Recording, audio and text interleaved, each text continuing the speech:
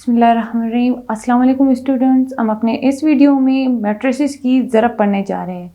पिछले लेक्चर में हमने मैट्रिक्स, काइंड्स ऑफ मैट्रिक्स, इसके अलावा कालिबों की जमा और जमा के जो लॉज थे वो हमने पढ़े। आज हम पढ़ेंगे कालिबों को कैसे ज़रब दिया जाता है। दो कालिबों की ज़रब तब मुमकिन है अगर हमारे पास ए कालब है और बी कालब है। इसमें कंडीशन ये है कि ए कालब के कॉलम्स की तादाद बराबर हो बी कालब के रोज़ की तादाद की, तभी हम दो कालिबों को ज़रब दे सकते हैं। एग्जांपल देखते हैं। ए हमारे पास है 2, 5, बी है हमारे पास 10, 15। हमने बोला कि कालिबों को हम तब ज़रब दे सकते हैं अगर कालब ए के कालमों की तादाद और कालब बी के रोज़ की तादाद बराबर हो। कैसे? अब अगर हम इस ए कालब को देखें, ए कालब की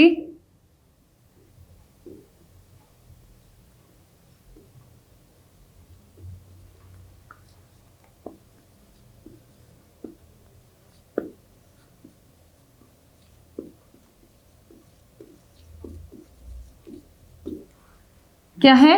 ए कालब के कालमों की तादाद बराबर हो बी कालब के कतारों की तादाद के। अब क्या है हमारे पास? ए कालब अगर हम देखें, इसमें कितने कॉलम्स है? ये फर्स्ट कॉलम है, ये सेकंड कॉलम है, यानी कितने कॉलम्स इसमें? 2 है। और अगर बी कालब को हम देखें, इसमें कितने रोज है? ये फर्स्ट रो है और ये सेकंड रो है। यानी जो ए कालब है इसके कालमों की तादाद 2 है और बी कालब के कतारों की तादाद 2 है। जब इनके कालमों और कतारों की तादाद यानी ए कालब के कालमों की तादाद और बी कालब की कतारों की तादाद बराबर हो, तभी हम ए और बी को, तभी ए बी मुमकिन है। अब चलते हैं, हम इसको ज़रब कैसे देंगे। हमने मालूम करना है ए बी। ए क्या है हमारे पास? 2, 5, बी है 10, 15। ज़रब कैसे देंगे? ए कालब के इस रो को बी कालब के कॉलम के साथ हम ज़रब देते हैं। कैसे ज़रब देंगे? पहली जो रकम है हमारे पास, जो पहली अदद है ए कालब के, इसको हम ज़रब देंगे बी कालब के पहली अदद के साथ। ठीक है, यानी 2 ज़रब 10 जमा लगा के जो पहली रो के दूसरी एंट्री है उसको हम इस कालब के दूसरी एंट्री के साथ ज़रब देंगे। क्या बन गया? 2 ज़रब 10 20 बन गया, जमा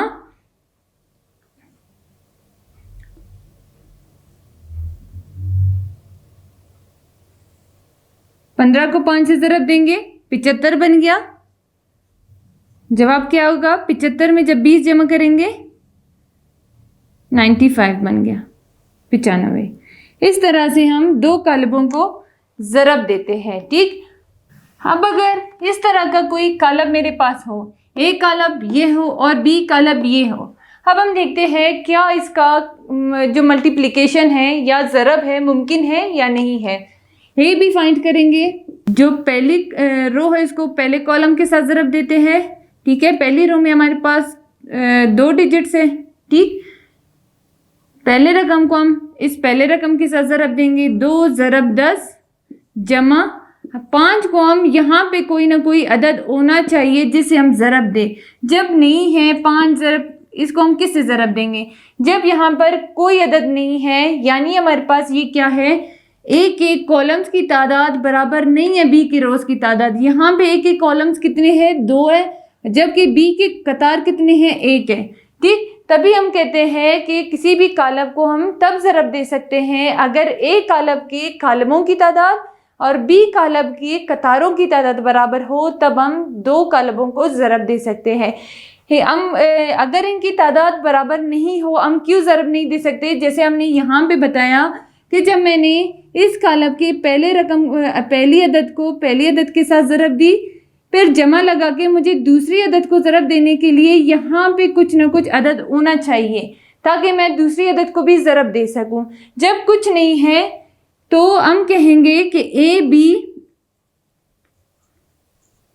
मुमकिन नहीं है, यानी ए के कॉलमों की तादाद और बी कॉलम के कतारों की तादाद बराबर नहीं हो तब ए बी मुमकिन नहीं होता। अब हम सीखेंगे कि अगर हमारे पास 2x2 ऑर्डर के मैट्रिसेस हो, ठीक, ए भी मेरे पास 2x2 ऑर्डर का मैट्रिक्स है और बी भी मेरे पास 2x2 ऑर्डर का मैट्रिक्स हो, इसको हम कैसे मल्टीप्लाई कर सकते हैं, इसको हम कैसे ज़रब देते हैं।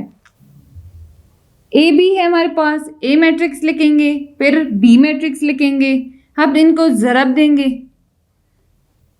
जो पहली रो है ए का, इसको हम ज़रब देंगे पहले कॉलम के साथ, फिर इसी रो को हम ज़रब देंगे दूसरे कॉलम के साथ, ठीक है, फिर सेकंड रो को हम ज़रब देंगे पहले कॉलम के साथ, इसी तरह फिर सेकंड रो को ज़रब देंगे सेकंड कॉलम के साथ। पहले रो को जब हम ज़रब देंगे पहले रो के पहले अदद को इस कॉलम के पहले कॉलम के पहले अदद से ज़रब देते हैं।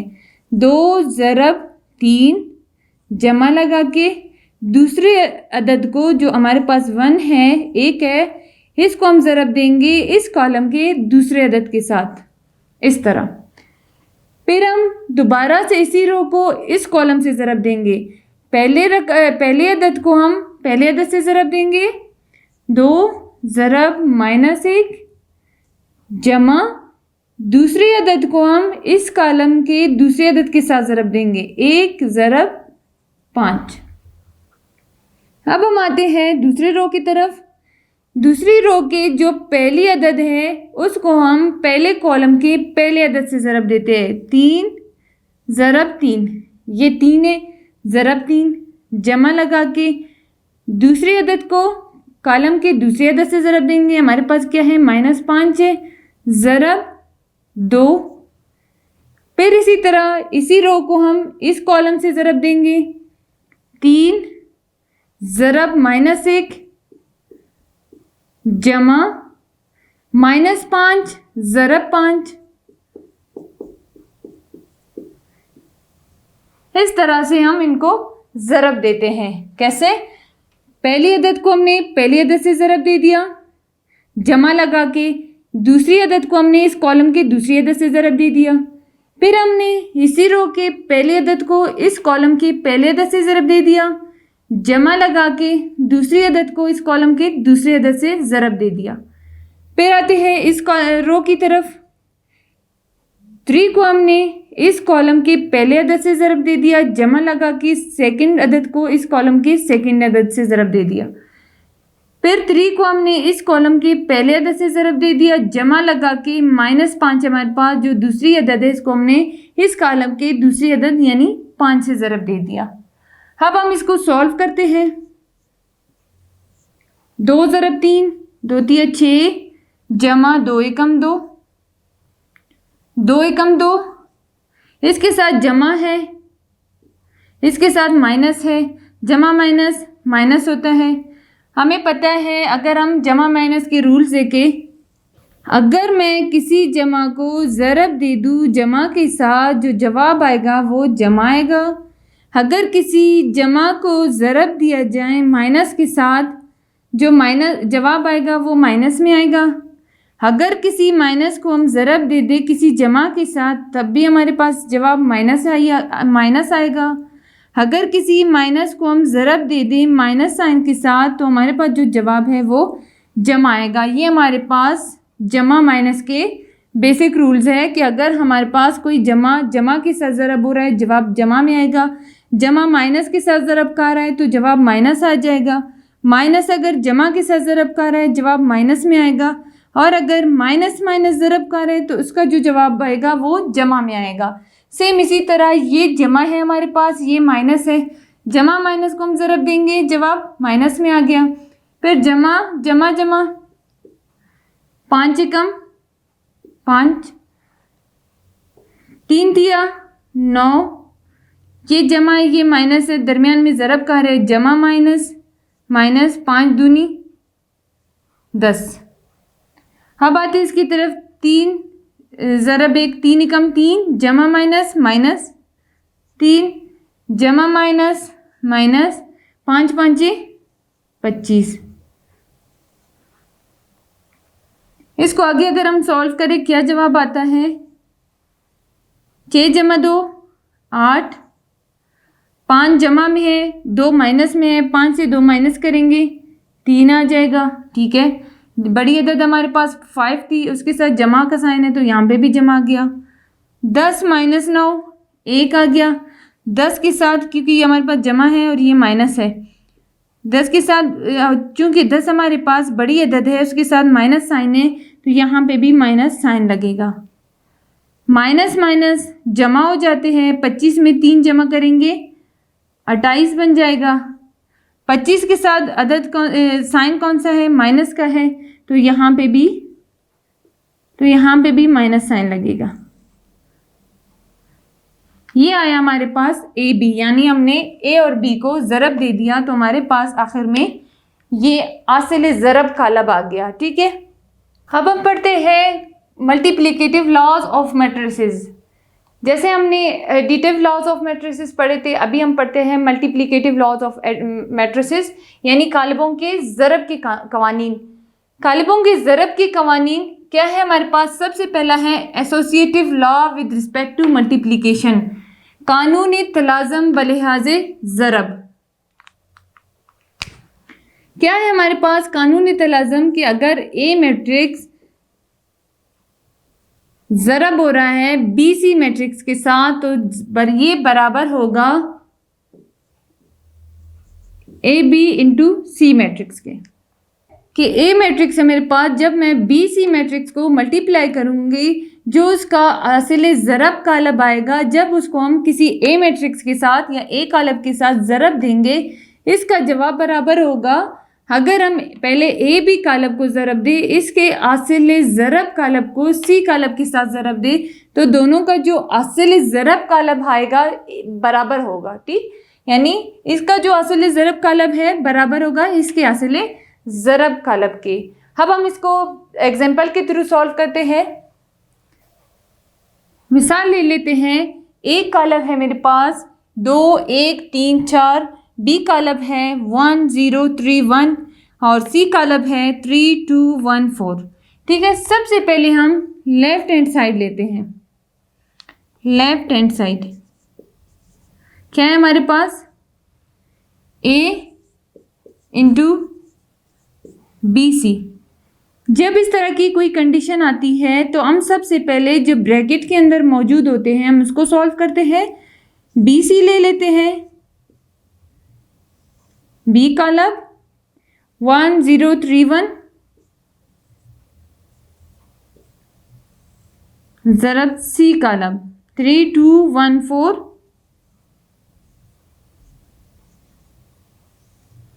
अब हम इन दोनों कालबों को ज़रब देते हैं। क्या किया हमने यहाँ पे? 1 ज़रब 3 जमा 0 ज़रब 1। ठीक है, 0 ज़रब 1। फिर क्या हुआ? फिर क्या हुआ? इस कतार को हम इस कॉलम के साथ ज़रब देंगे, 1 ज़रब 2 जमा लगा के 0 ज़रब 4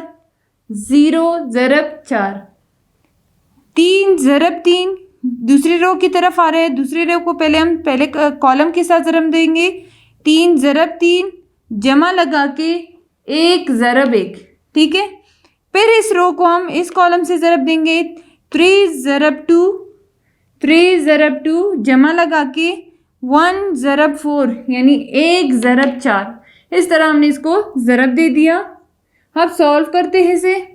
3 एकम 3 जमा 0 को 1 से ज़रब देंगे, जवाब 0 ही आएगा। 2 एकम 2 जमा 0 को 4 से ज़रब देंगे, 0 आ जाएगा।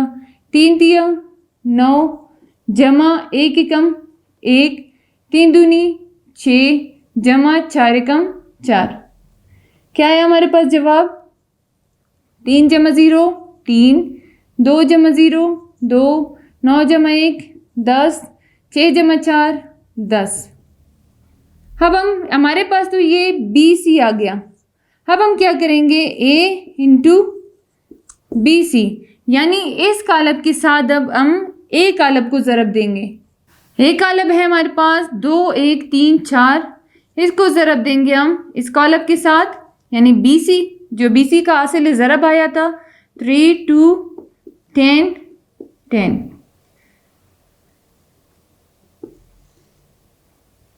2 ज़रब 3 जमा 1 ज़रब 10, 2 ज़रब 2 जमा 1 ज़रब 10, 3 ज़रब 3 3 ज़रब 3 जमा 4 ज़रब 10, 3 ज़रब 2 जमा 4 ज़रब 10। क्या आएगा हमारे पास जवाब?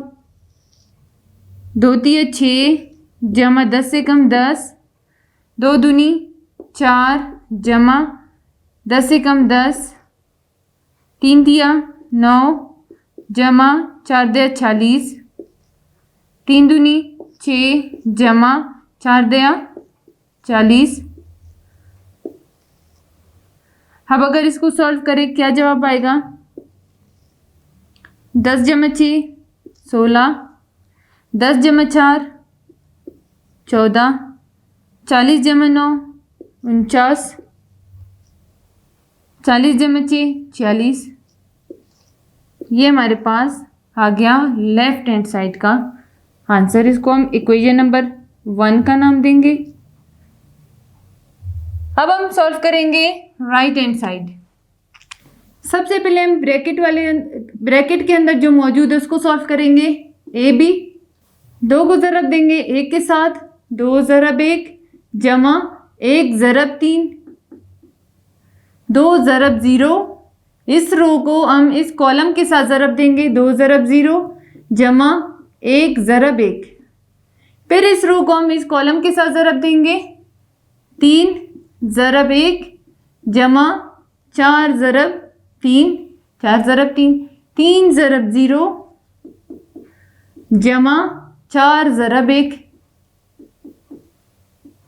इस तरह से अब हम इसको सॉल्व करते हैं। 2 एकम 2 जमा 3 एकम 3, 2 को 0 से ज़रब देंगे 0 आ गया, जमा 1 एकम 1, 3 एकम 3 जमा 4 तिया 12, 3 0 0 जमा 4 एकम 4। AB क्या है हमारे पास? 3 जमा 2 5, 0 जमा 1 1, 12 जमा 3 15, 0 जमा 4 4। ये आ गया AB। अब हम AB कालब को C कालब के साथ ज़रब देंगे। ये AB कालब है हमारे पास और ये है C कालब। अब इन दोनों को हम ज़रब देंगे 5 ज़रब 3 जमा 1 एकम 1, 5 ज़रब 2 जमा 1 ज़रब 4, 15 ज़रब 3 जमा 4 ज़रब 1, 15 ज़रब 2 जमा 4 ज़रब 4।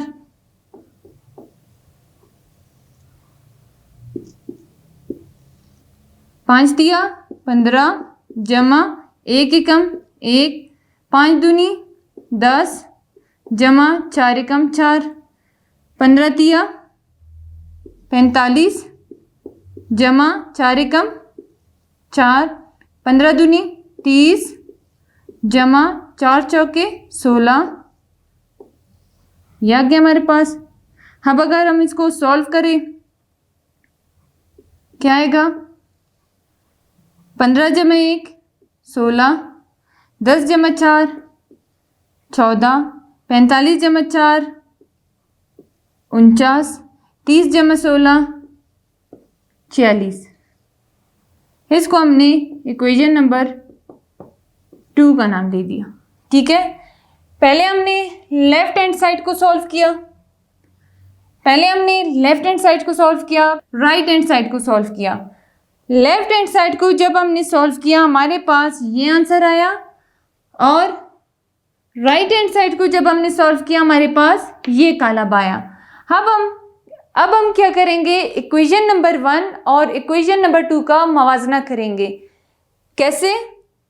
अब अगर हम इस इक्वेशन नंबर 1 को देखें, इसका जो पहला एंट्री है 16 है, यहाँ पे भी 16 है। दूसरा एंट्री 14 है, यहाँ पे भी 14 है। तीसरा एंट्री 49 है यानी 49 है, यहाँ पे भी 49 है। लास्ट एंट्री 46 46 है, यहाँ पे भी 46 है। यानी जो इक्वेशन नंबर 1 है और इक्वेशन नंबर 2 है, दोनों सेम कालब हमारे पास। इक्वेशन लेफ्ट हैंड साइड को जब हमने सॉल्व किया, उसका जो हासिल कालब यानी उसका जो हासिल ज़रब कालब है वो बराबर है राइट हैंड साइड के हासिल ज़रब कालब के। तो इक्वेशन नंबर 1 और इक्वेशन नंबर 2 से हम ये साबित करते हैं कि, और इक्वेशन नंबर 2 से ये साबित हुआ कि a इंटू बी सी बराबर है ए बी इंटू सी, यानी बी सी का जो हासिल ज़रब कालब है उसको ज़रब दिया जब हमने ए कालब के साथ, उसका हासिल ज़रब कालब बराबर है ए बी इंटू सी कालब की। यानी पहले हम ए बी कालब को ज़रब दे दिया, फिर उसके बाद हमने इसका हासिल ज़रब कालब को सी कालब के साथ ज़रब दे दिया। दोनों का जो आखिर में लास्ट आंसर जो आंसर कालब आया, हासिल ज़रब कालब आया, दोनों एक जैसे थे। ये था हमारे पास मल्टीप्लिकेशन लॉज ऑफ मैट्रिसेस, जिसमें हमने पहला लॉ पढ़ा एसोसिएटिव लॉ। अगर इनके एग्ज़ाम्स में या हमारे एक्सरसाइज में भी क्वेश्चंस मौजूद हैं, तो स्टूडेंट्स आप जो है ना 3 कालबों को इस तरह से ज़रब दे सकते हैं। और अगर ये वाली स्टेटमेंट दी गई हो कि आपने एसोसिएटिव लॉ यानी कानून तलाज़म प्रूफ करना है, साबित करना है, तो इन्हीं ही मेथड से, इन्हीं ही प्रोसेस से आप वो क्वेश्चंस या कानून तलाज़म को सॉल्व करेंगे और जो कानून है यानी जो एसोसिएटिव लॉ है उसको आप प्रूफ करेंगे।